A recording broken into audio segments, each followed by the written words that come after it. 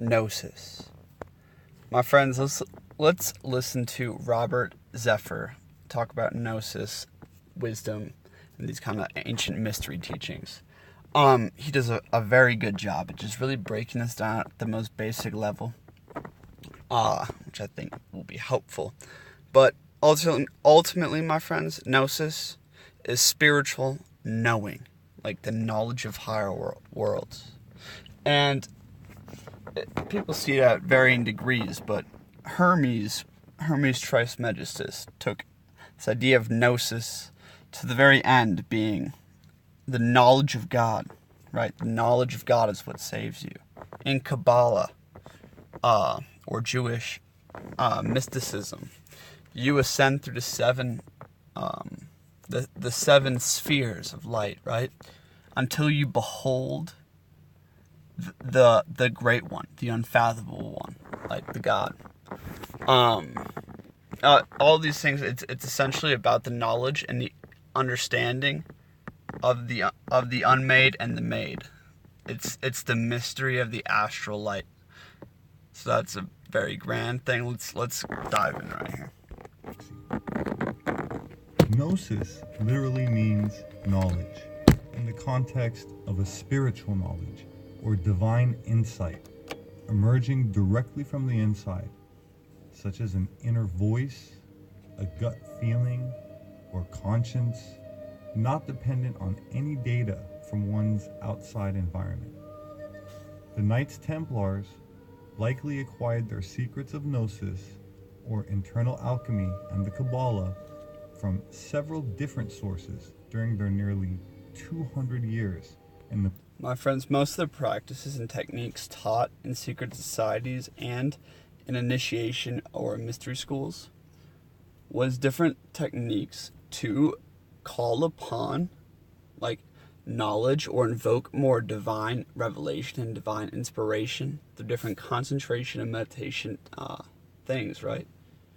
To further like basically grasp the nature of truth and reality, right? To pierce into layers and like see reflections on planes. This sounds far out there, but just planting a seed. Middle East.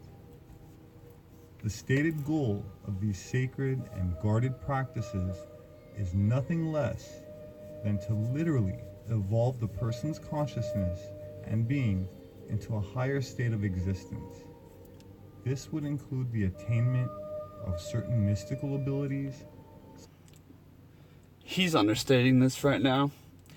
Like, everyone understates it because it's so crazy to even like put into words for most. And that is the Hermetics, the Gnostics, like all of the ancient Egyptian mystery schools and all of their hieroglyphics even.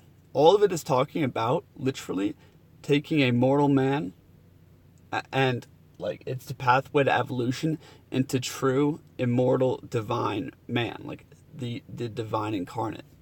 The gods of ancient Egypt, the Elohim, right? These were no longer mortal men. I love what Hermes had to say in the Divine Pymander.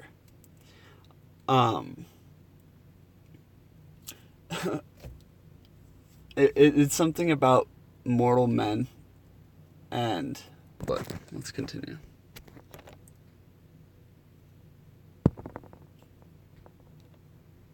Such as clairvoyance.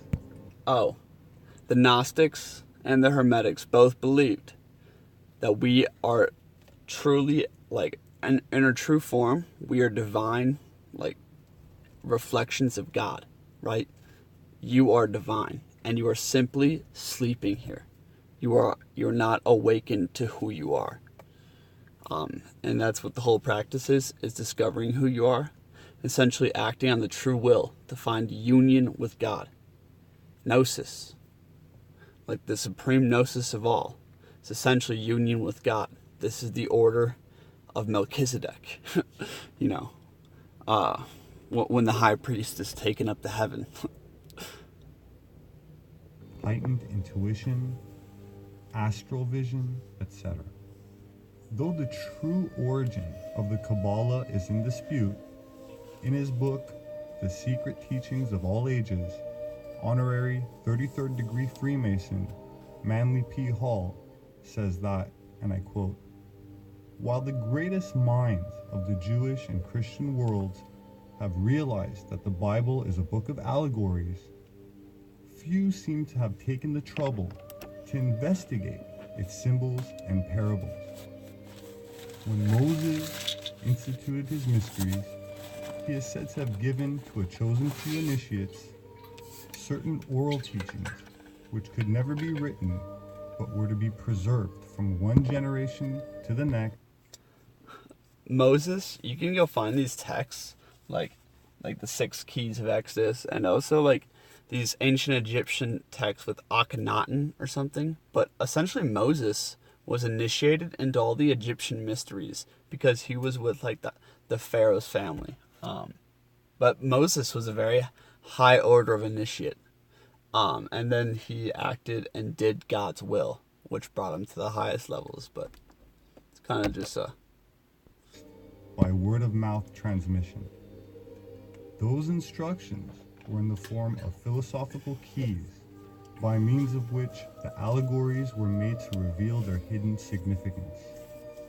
These mystic keys to their sacred writings were called by the Jews the Kabbalah. The Knights Templars clearly had a very special relationship with Mary Magdalene, and in fact venerated her as one of their patronesses. The Templars practiced sex magic. my friends, there's this huge lack of understanding, just that's pervasive in the consciousness movement and like just like the New Age, I guess.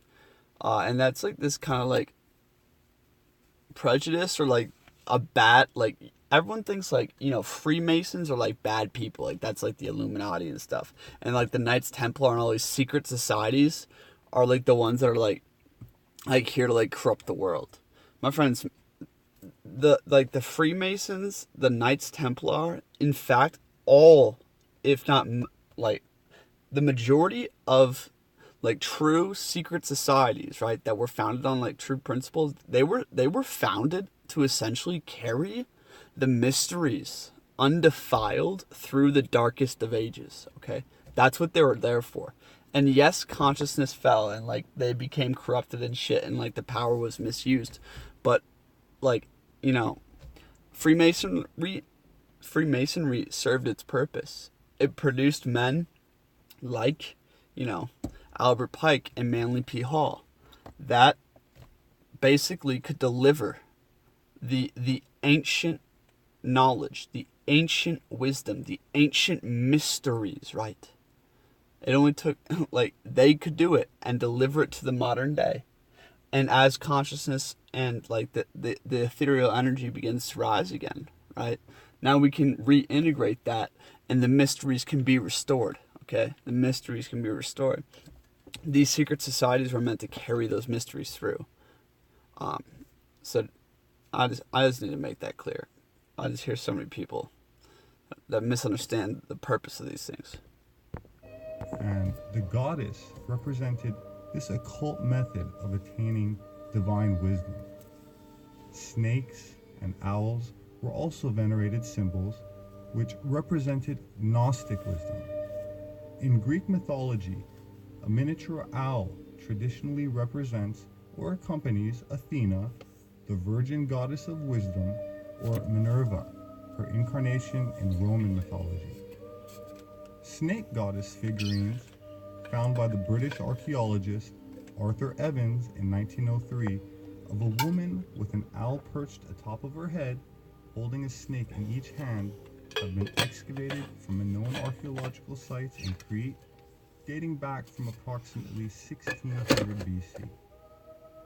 The Knights Templars also came to venerate the Black Madonna, which to them represented both the attractive power of Venus as well as the hidden secret wisdom of Sophia. Incidentally, the Greek noun Sophia translates to wisdom. This helps to better understand why the Templars brought back numerous Black Madonnas with them from the Holy Land, building Gothic cathedrals around.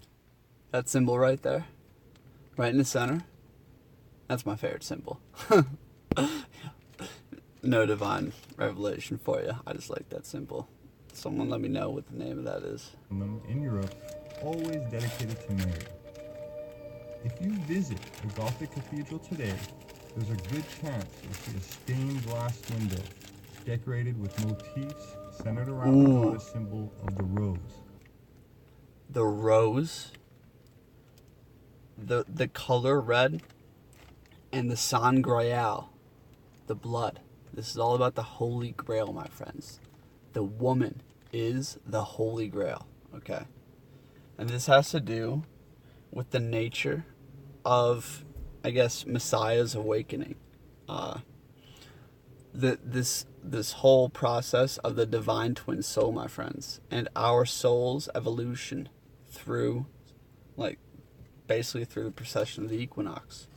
We're not here just to be physical and earthly beings. A lot of the Gnosis and a lot of the mystery teachings would slowly reveal to you, and I guess put you on the path to awakening to who you are, my friends. It's essentially about finding and understanding your true will, and like what that is and who you are, and the whole grand scheme out here, right?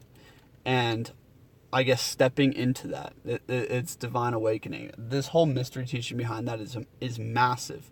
But anyway, the sangreal, the blood, the woman, it's crazy how all this like fits together. And I'm still a little bit fuzzy on a few things, but Mary Magdalene is the Holy Grail, right? And Jesus, or like his whole the Christ never would have came into being the way that he did if Mary Magdalene wasn't at his side. Okay? It wouldn't have happened. She activated him, right? The divine masculine wakes up first to activate the divine feminine. Like creates the energy that's like long-term transmutation and like massive, I guess, energy release that she activates with the male. We can go deeper into that. I'm getting a little bit off topic, but... Or an actual Black Madonna relic. The goddess tradition is also known as the teaching of the rose. The rose is a symbol of the goddess, as well as for alchemy and Gnosis, which are branches of the ancient goddess spiritual tradition. And the rose was used as a symbol for Mary as well, as it was also used as an ancient symbol of Venus.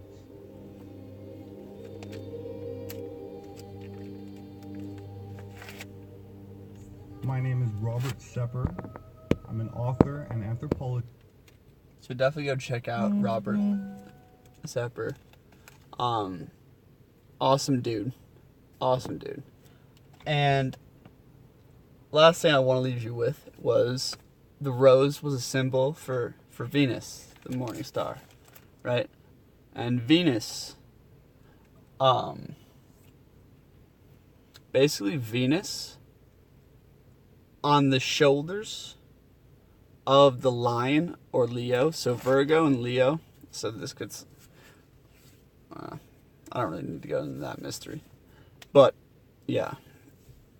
The mystery of Venus, my friends, is quite profound. And I'll leave you guys with that. That was Gnosis, so Wisdom, and the Knights Templar, some secret society stuff with Robert Zephyr. I'm Demetrius. This is Reality Files. Maybe you've seen this on Immortal Truth. But I just wanted to dive into the nature of Gnosis and what these kind of mystery teachings are. And I'm not very good at giving like a super, comprehensive, basic teaching, or not basic, but like, explaining A to Z what this is. I'm usually picking and pulling many different keys from the higher planes of mind, which gets very subtle, right? But I think me and him really can mesh well. So let me know if you like this style of video.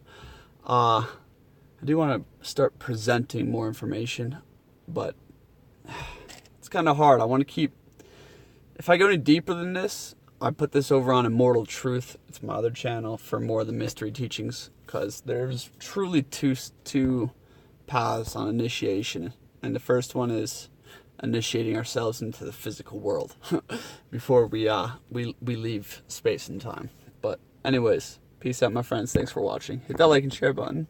See you guys next time.